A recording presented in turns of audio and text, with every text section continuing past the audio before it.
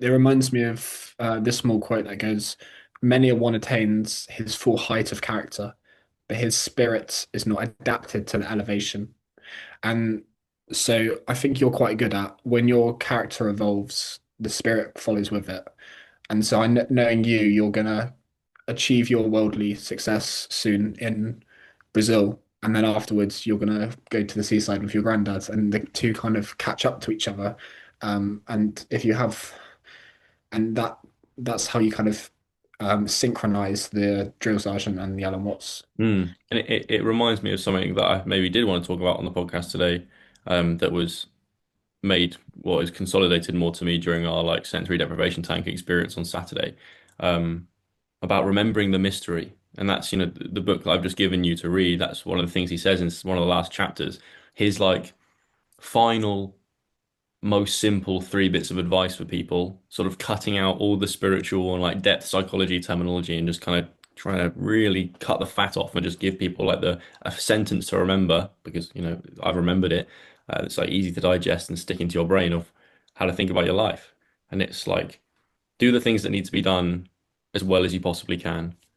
Appreciate the ones you love around you and be grateful for them and remember the mystery. And it's always the last one that kind of interests me most. The previous two, they kind of make sense. It's just logical. Just, appreciate the people around you and try hard at life. But remembering the mystery, remembering that you don't know where you came from and where you're going, that life is this weird, complicated experience that you didn't choose. You kind of just thrust into this location, into this life with this brain and this body and these feelings and these beliefs and these philosophies for what this is about. And you kind of develop this story about who you are and this name that you have and these things that you enjoy doing and this character that you play in the world.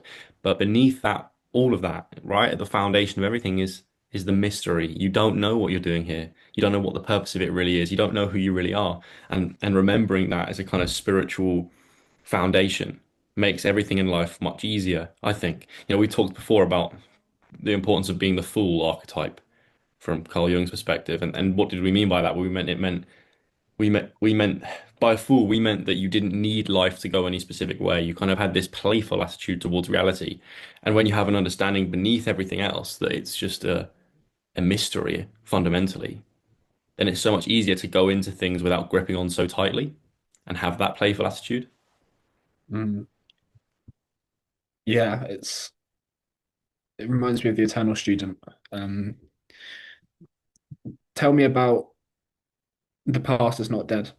Yeah, so this is a point that I made some notes on last week. So I just want to drag it back up so I'm sort of refamiliarize myself with it. But it's another point from the James Hollis Jungian psychology book about the past. He just has this line where he was like, the past is not dead because it remains so formative because so much from the past holds with us psychologically and informs how we interact with the present. So the way he puts it is when you go through some kind of experience in your past as a child or even in your adulthood that creates what he calls like psychic conflict. So like your ego is found out or you've been hurt emotionally by somebody significant or you have some kind of existential crisis, a kind of crisis of self. You realize you're going on the wrong path or you don't like who you are or anything like this. That creates like a complex. And the way he defines complex is like just a bundle of psychic energy that's connected with that memory, right? And the complex then informs your beliefs about how the world is. So let's say, I don't know, let's say in school, maybe you're in year three or whatever, and somebody bullies you. Okay, well, I'm just literally just plucking a random example out of obscurity here off the top of my head. But let's say somebody bullies you and about the way you look, say, right? That is going to create a psychic conflict that your ego doesn't want to admit that you've sort of, I don't know, been, what's the right word? That you've been hurt by this person, you've been downplayed by this person has treated you like you're nothing, right? That you kind of had a loss of self-worth in that situation. And that will then become this complex, this kind of psychic energy, this conflict, this disquiet in a sort in your mind, that will then inform your beliefs later down the line. And you might you might absorb the beliefs of the person that bullied you, but then what I'm saying is it informs how you think about decisions later down the line. Your confidence going into new social situations, your confidence going for that job, or whether it's public speaking or interacting with new people, the energy of an experience in the past kind of possesses you psychologically. And this doesn't happen consciously, not at all. Like, let me put it in maybe better ways to put it in my real world example. I really struggled with confidence over the last 3 years in like elite sporting environments. And I think it's because of, experiences I had when I was like 13 where no one thought I was good, not even myself. And I kind of embodied that energy, that kind of like feeling insufficient. That was a complex in me that then when I went into sporting environments, even when I was physically good enough and I had the skills to compete, I still felt insufficient.